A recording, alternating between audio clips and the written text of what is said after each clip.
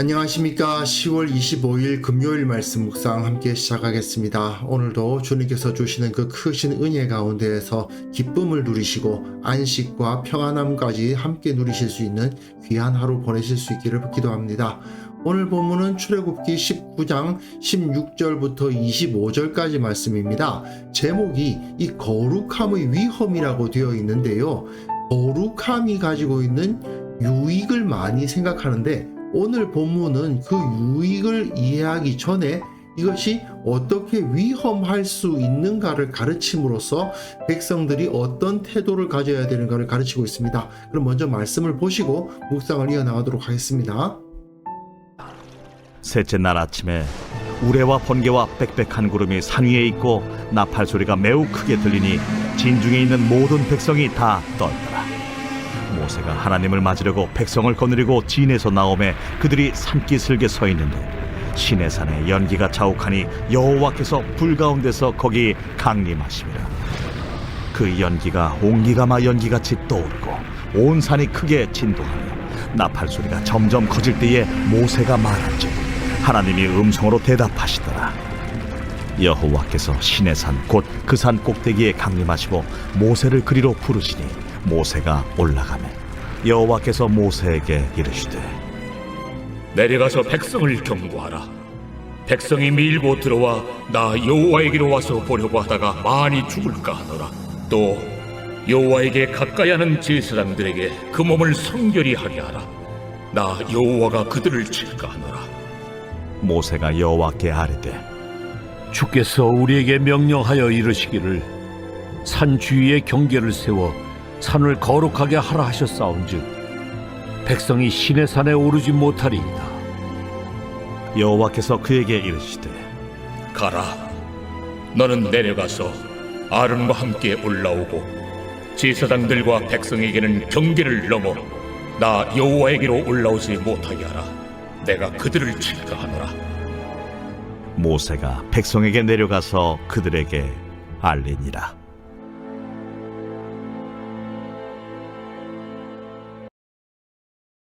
지금 이제 하나님과 언약을 맺는 이스라엘의 모습을 살펴볼 수 있는데요. 이 언약에서는 율법이 반포되고 그 율법을 통해서 거룩한 나라, 하나님의 소유된 나라가 되죠. 그런데 이 하나님과의 언약을 맺을 때 가장 큰 문제가 무엇이냐 하면 바로 이 하나님께서 거룩하시다는 사실입니다. 거룩하신 건 좋은 거 아닌가라고 생각할 수 있지만 거룩함은 근본적으로 위험합니다. 왜냐? 죄를 가지고 있는 인간이 거룩하신 하나님 앞에 나설 수가 없기 때문이죠. 그러니까 율법이라는 건 결국 뭐냐 하면 거룩하지 않은 인간이 어떻게 거룩하신 하나님과 함께 동행할 수 있는가? 이 문제를 다루고 있는 거예요. 율법을 지킴으로써 이 거룩하신 하나님과 동행할 수 있는 존재가 되는 것이죠. 만약 이스라엘이 이 율법을 지키지 않는다면 하나님의 그 거룩하심에 의해서 멸함을 당하게 될 것입니다.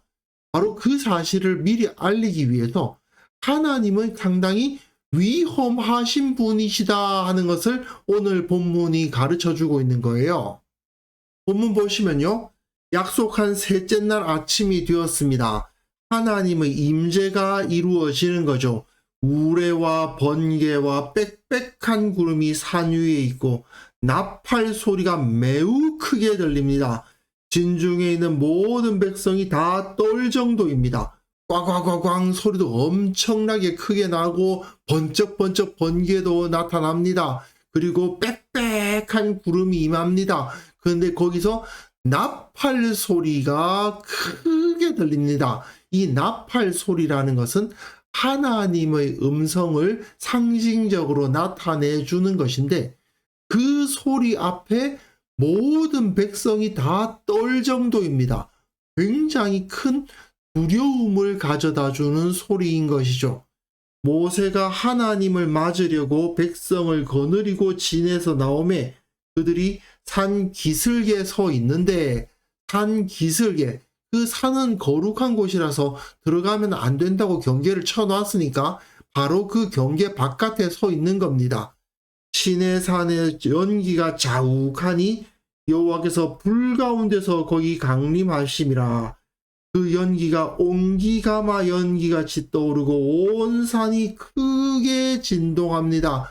그 불이 얼마나 컸는지 옹기가마 연기같이 떠오른다라고 되어 있어요. 이 이스라엘 사람들이 경험했던 가장 뜨겁고 큰 불은 자기네들이 애굽에서 벽돌을 구울 때 그 가마에서 나는 연기죠. 그 연기같이 막 피어오르는 겁니다. 그런데 그 정도 수준이 아니죠. 온 산이 크게 진동하고 나팔 소리, 하나님의 음성과도 같은 나팔 소리가 점점 더 커집니다. 하나님께서 점점 더 가까워 오시고 계시다는 의미입니다. 그때에 모세가 말을 하니까 하나님께서 음성으로 대답을 하시는데 정말 나팔 소리와 같이 큰 음성이 하나님으로부터 나오고 있는 거죠. 여기서 하나님의 임재가 얼마나 두려운 모습으로 이루어지는가가 나타나고요. 그리고 모든 백성이 그 앞에서 떨 수밖에 없었다는 것도 여기서 제시되고 있습니다. 이것이 바로 하나님과 이스라엘 사이의 격차, 이스라엘이 하나님께 가까이 나아갈 수 없게 만드는 요소인 거예요. 하나님의 그 모습 앞에 이스라엘은 두려워 떨 수밖에 없는 죄인들이었다는 것입니다. 여호와 하나님은 시내산 그 산 꼭대기에 강림하셨습니다. 모세를 그리로 부르시니 모세가 올라갑니다. 모세는 그 두려우신 하나님 앞에 나설 수가 있죠. 어떤 존재입니까? 이스라엘 백성 중 대제사장과도 같습니다. 아직까지 대제사장이 세워지기 전이지만 그 대제사장의 역할을 모세가 하고 있는 것이죠. 이스라엘 백성 중 유일하게 하나님 앞에 설 수 있는 사람, 중보자가 바로 모세였던 것이죠. 그래서 하나님께서는 모세를 만나시고 그 모세에게 이스라엘에게 전하실 말씀을 주십니다. 그런데 첫 번째 말씀이 무엇인지 한번 보세요. 여호와께서 모세에게 이르시되 내려가서 백성을 경고하라. 백성이 밀고 들어와 나 여호와께로 와서 보려고 하다가 많이 죽을까 하노라. 신기한 현상을 보고 좀 더 가까이 보고 싶어서 밀고 들어오지 않도록 해라. 매우 위험하다는 말씀부터 먼저 하시는 거죠. 그 첫 일성이 어떻게 이렇게 백성이 밀고 들어오지 못하도록 경고하라는 말씀일까 하는 생각이 들기도 하지만 그만큼 하나님께서는 이 문제에 대해서 신경을 많이 쓰시는 겁니다. 하나님은 사실상 그들을 사랑하시고 그들을 구원하기를 원하셨는데 저들이 아무것도 모르고 밀고 들어오다가 죽임을 당하면 안 되지 않습니까? 왜 하나님께서 세상에 쉽게 모습을 드러내시지 않는가? 그것이 벌써 여기서 이유가 나타나죠. 그분이 보이는 분으로 나타나시면 죄인들은 모두 죽을 수밖에 없으니까 그렇죠.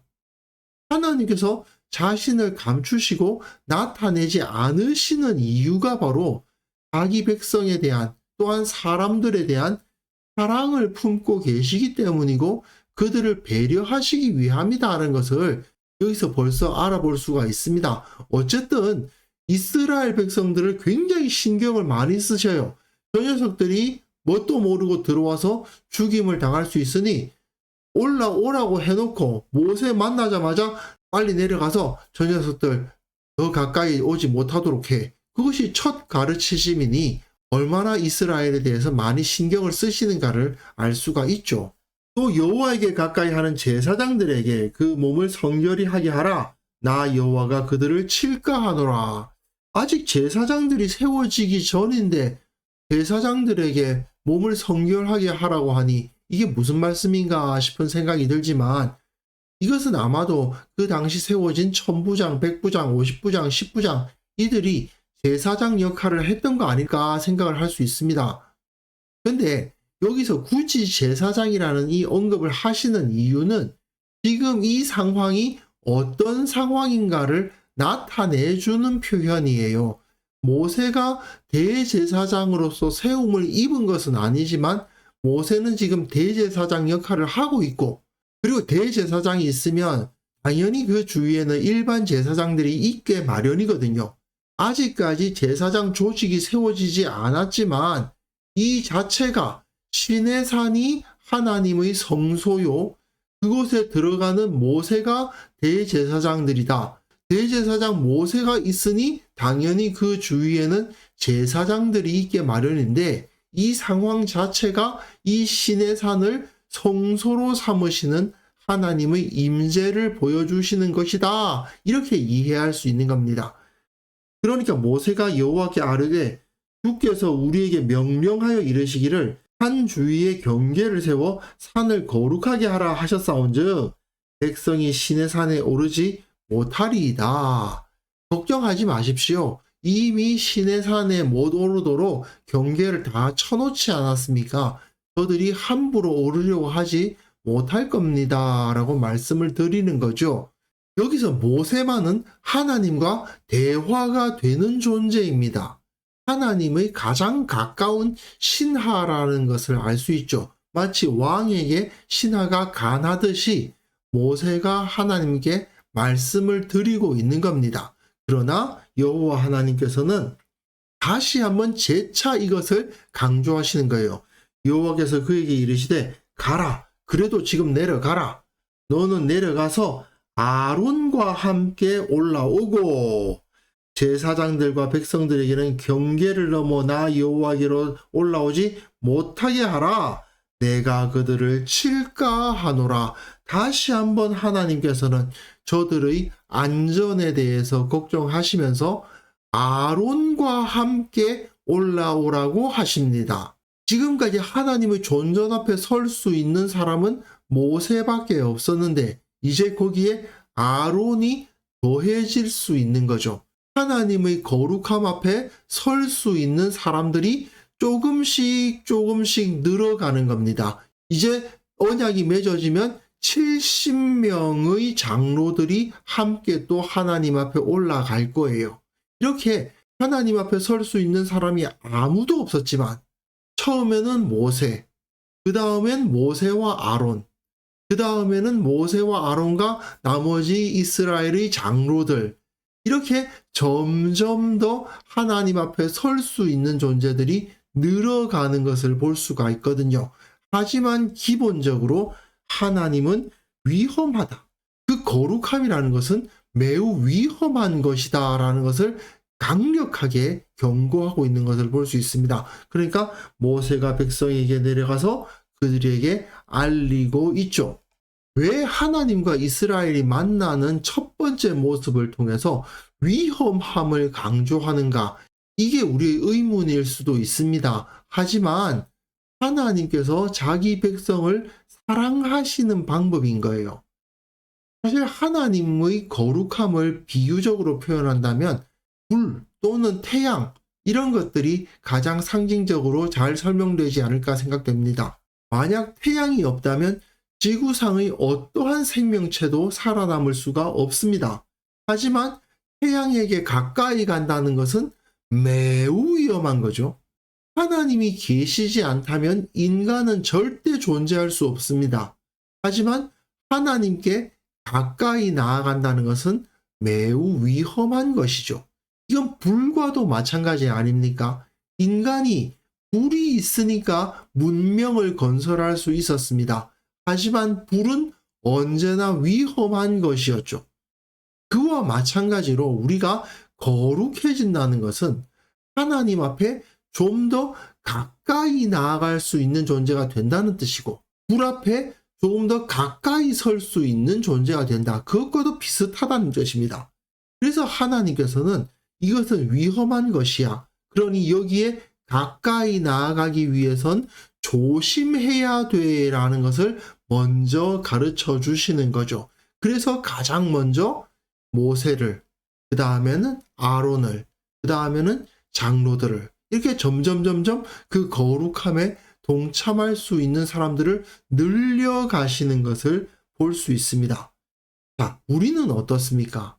우리는 하나님의 거룩함에 들어갈 수 있는 존재가 되었죠. 어떻게 가능합니까? 우리 주 예수 그리스도 주님을 통해서 그 거룩함에 들어갈 수 있게 되었습니다. 예수님은 아무런 죄가 없으심에도 불구하고 십자가에서 죽으심으로 말미암아 하나님의 거룩함이 가지고 있는 그 위험을 홀로 받아내셨습니다. 그리고 거룩함이 그 사람들에게 선사하는 좋은 혜택들은 우리에게 넘겨주신 것이죠. 그러니까 우리는 예수 그리스도를 통해서 하나님 앞에 나아갈 수 있는 겁니다. 하지만 만약에 예수님이 아니라면 어떨까요? 예수님이 아닌 다른 방법으로 하나님 앞에 나아갈 수 있을까요? 죽습니다. 매우 위험하죠. 예수님이 아니면 우리는 하나님께 가까이 나아갈 수도 없고, 예수님에 의해서가 아니라면 하나님 앞에 나아갔다가는 모두 죽임을 당할 수밖에 없다는 것을 우리는 깨달아야만 합니다. 하지만 이제 우리는 예수님을 알았잖아요. 예수님과 함께 동행하고 예수님과 연합했잖아요. 그래서 우리가 하나님의 거룩하심 앞에 나아갈 수 있게 되었다. 이것을 우리가 기억할 수 있어야 되겠습니다. 그래서 이 시간 함께 기도하실 때에는요, 이제 내가 거룩하신 주님을 알고 가까이 할 수 있게 되었다.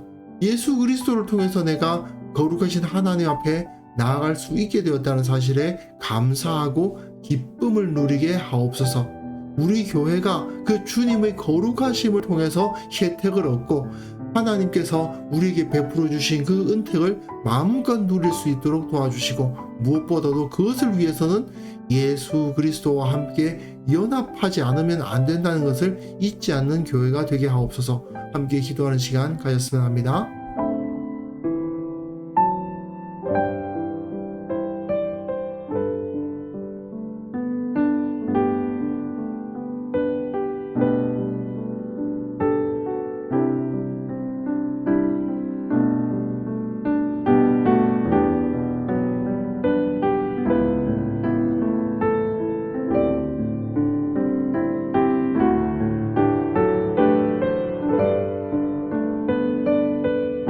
하나님 아버지, 예수 그리스도로 말미암아 우리가 거룩하신 주님 앞에 가까이 나아가게 되었다는 사실, 이 사실이 얼마나 크고 놀라운 일인지를 깨닫게 하시고 그것에 감사하며 기뻐하는 자가 되게 하여 주옵소서.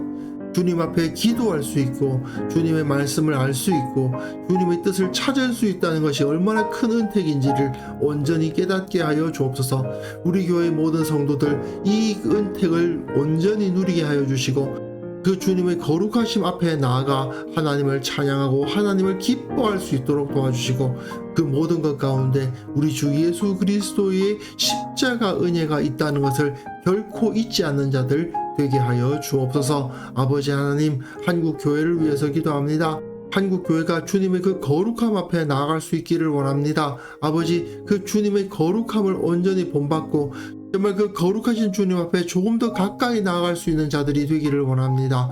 주님께서 이들을 불쌍히 여겨주시고 복을 주시고 바로 서게 하여 주시고 주님의 말씀과 은혜로 온전해질 수 있도록 은혜를 베풀어 주옵소서. 아버지, 오늘 하루 우리가 살아가는 그 모든 삶 가운데 하나님께서 베풀어 주신 그 은혜에 대한 감사가 넘치게 하여 주시고, 내가 기도할 수 있게 되었다는 사실에 기뻐하며 기도를 그치지 않도록 도와주시고, 참으로 기도의 응답을 받고 살아계신 주님을 느끼는 그런 하루를 살아갈 수 있도록 도와주옵소서. 오늘 하루도 주님께서 우리를 지켜주실 것을 믿사오며 주님께 찬양을 드립니다. 감사드렸고 예수님의 이름으로 기도합니다. 아멘.